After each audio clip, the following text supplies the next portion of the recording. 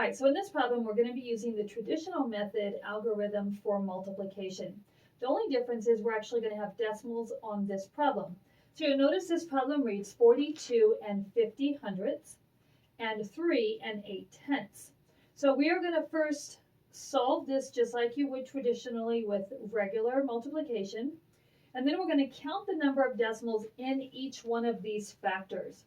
Then we add them together, and that same number of decimals should be in our answer or in our final product, okay? So let's go ahead and get started. First, we're going to start by taking 8 times 0, which is going to be 0. Then we're going to take 8 times 5, which is going to be 40. We're going to carry the 4.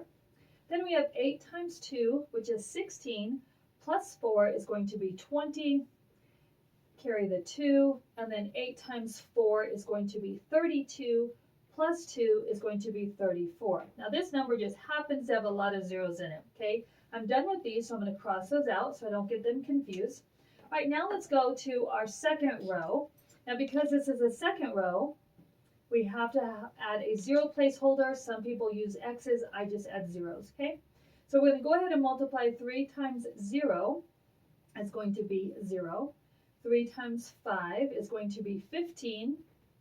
Carry the 1. 3 times 2 is going to be 6, plus 1 will be 7, and then 3 times 4 will be 12.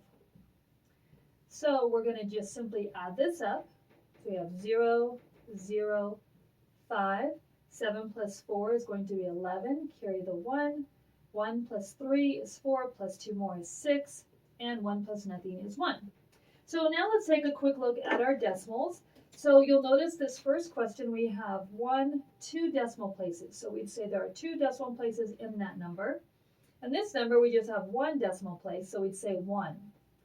So in our final answer, we're going to add those together. 2 plus 1 is 3. So we want to make sure we have 3 decimal places in this final answer. So to do that, we can just count over 1 decimal place, 2 decimal places, 3 decimal places. We would say our decimal is here. So our final answer would be 161 and 500 thousandths.